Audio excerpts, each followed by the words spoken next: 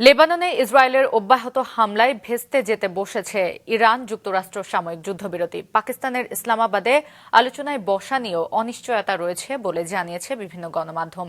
এদিকে হরমুজ প্রণালী দিয়ে দিনে 15টির বেশি জাহাজ চলাচলের অনুমতি দেবে না তেহরান। ইসরায়েল হিজবুল্লাহ পাল্টাপাল্টি হামলায় অনিশ্চিত হয়ে পড়েছে ইরান যুক্তরাষ্ট্র সাময়িক যুদ্ধবিরতির ভবিষ্যৎ। গত রাতেও লেবাননে হামলা চালিয়েছে ইসরায়েল। জবাবে ইসরায়েলের বিভিন্ন লক্ষ্যবস্তুতে পাল্টা হামলা চালায় লেবানন ভিত্তিক সংগঠন হিজবুল্লাহ। অন্যদিকে বুধবার ইসরায়েলি হামলায় লেবাননে নিহতের সংখ্যা 300 ছাড়িয়েছে। এরই মধ্যে ইরানের এক কর্মকর্তা জানিয়েছেন, লেবাননে হামলা বন্ধ না হলে যুক্তরাষ্ট্রের সাথে শান্তি আলোচনার পরবর্তী ধাপে যাবে না তারা।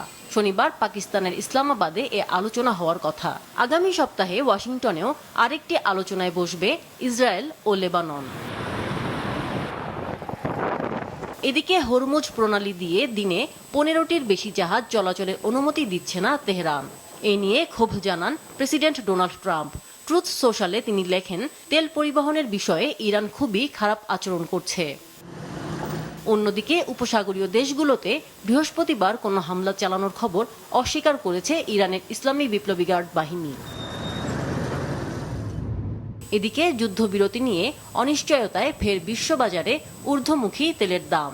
সৌদি আরবের তেল স্থাপনায় হামলায় প্রতিদিন প্রায় 6 লাখ ব্যারেল তেল উৎপাদন ব্যাহত হচ্ছে। এছাড়া ইস্ট ওয়েস্ট পাইপলাইনের মাধ্যমে তেল সরবরাহ দৈনিক 7 লাখ ব্যারেল কমেছে। আমিনা লুসি, মাছরাঙা, নিউজ ডেস্ক।